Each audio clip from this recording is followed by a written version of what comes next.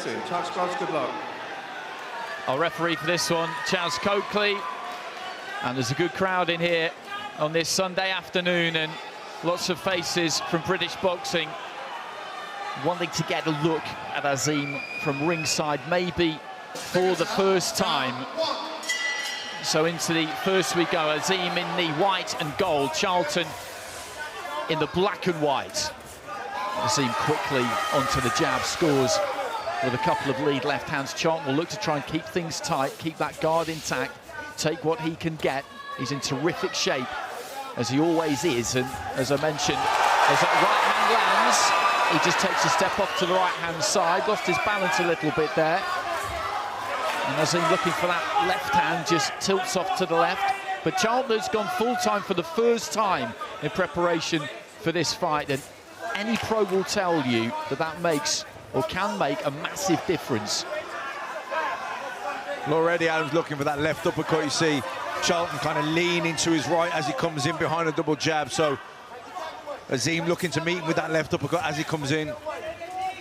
What I like as well is the jab to the body. It's not like a knockout shot, but it's just a little stab, and it makes you have to react to it like that.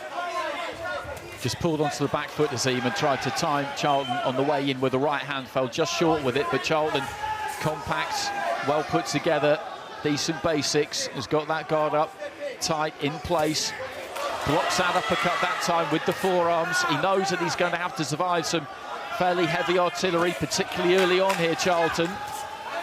Midway through round one, Azim looking for the jab. Charlton hasn't been able to get too much off himself yet, but again, that won't come as a massive surprise to him. There's that right hand that he's looking for again there. Azim just pulls onto the back foot as he dips to his right a little bit there, Charlton, when he tries to come in behind his jab. Just a little wild at the minute with some of those right hooks.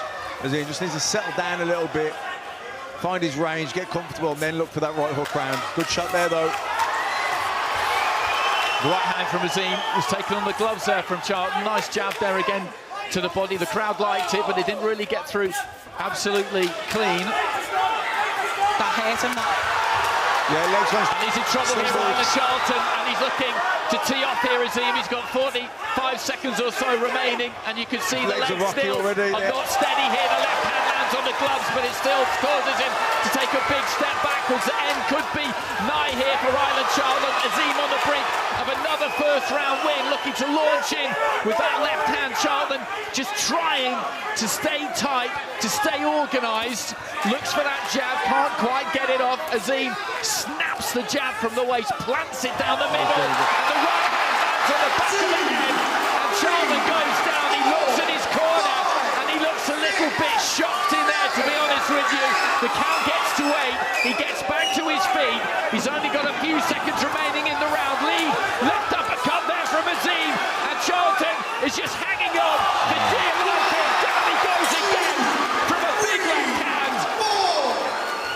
Regains his feet.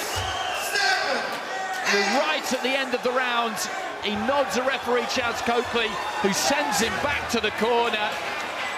And that final minute, he got to him, and when he got to him, Charlton, to be honest with you, he did well to see the end of that round. He did, and what he was doing, he was ducking down, trying to roll underneath the shot, but as he was doing it, he was slightly turning his head, which meant Azim was catching him on the top, and when you get in the top of the head tempo shot, you'll see it here now, he just dips down, and Azim's catching him on the top of the head, and there you see his legs stiffen up straight away.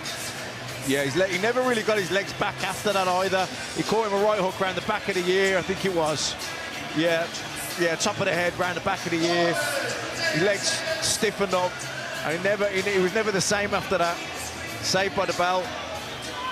Well, we mentioned, didn't we, that when he jabs Charlton, he does stoop in, dip off to that right-hand side, and he was pulling back, looking for that right hand, Azim. Something he said to me in the gym on Monday was that he was looking forward to showing people what he could do a little bit more off that back foot, but he's very much on the front foot here, climbs into that left hand, and again he's in trouble here, Charlton.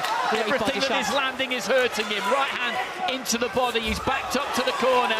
Again, Azim just looking to get full torque and pivot onto that left hand, and Charlton is trying to cover up. He's got to do anything he can here, just get up a tree, hide behind a rock, stand in the tall grass, do something, but stay out in the open, and the right hand comes over the top, and down he goes. The towel came in anyway, as he just listed into that bottom rope. Azim celebrating wildly, and he is delivered yet again on the big stage. It's taken him into the second round this time, but Rylan Charlton is a good operator, is a tough fighter. You would say is around about an English title level fighter. I think that's a fair thing to say, a fair comment.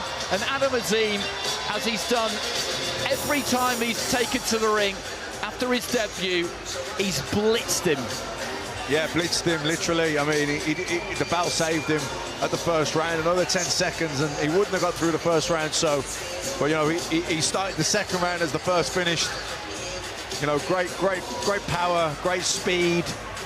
Yeah, he's going to take some beating, this kid.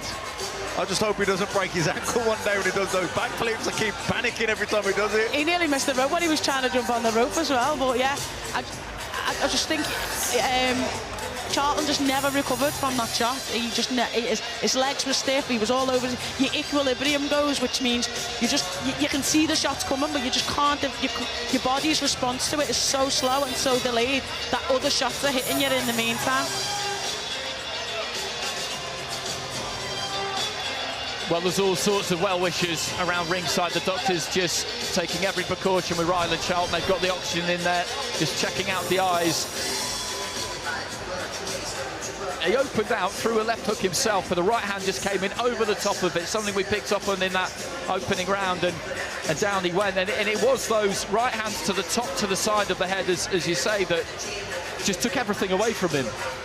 Yeah, he was first of all, he was like dipping down to try and go under the shot, but then he started to try and jab and was leaning into the shot but dipping as he did it, and he couldn't get his feet out quick enough, and he just left himself there and left himself exposed, and Adam just caught him with a peach of a shot. I mean, there's certainly going to be tougher tests along the way as he develops and progresses, but so far the hype is real. And there's that trademark backflip. That takes some confidence in itself, which he just landed there. That wasn't... I give him a 10-8. I give him a 10-8. I'm not much of a gymnast, so I can't really say. Well, he landed on his feet, and that is the main thing. He puts absolutely everything into boxing, his life and soul into it. He's utterly obsessed with it, as all successful fighters have to be. But he nearly took a header out of the ring there in that neutral corner, just above us, actually. He gets a 4-5 for that one. He's jumping on the ropes there, he gets a 4-5. Well, he's just so full of energy, keyed up, ready for fight night. He says that the ADHD that he has, that was diagnosed when he was younger, that gets released when the bell goes. That's where he can use it to his best advantage. Shane McGuigan is so excited about him. He's not prone to hyperbole, McGuigan, either, so when he speaks about him in the way that he does, you do pay attention. Okay, I'm glad to say that Rylan Charlton is back on his feet and he's centering, so let's get the announcement. Ladies and gentlemen, referee Chaz Coakley calls a stop to this contest at 42 seconds of the second round.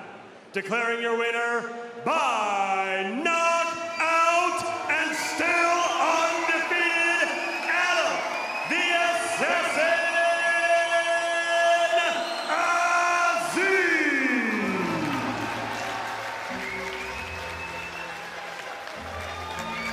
Azim. Okay, we'll be hearing from the man himself very shortly.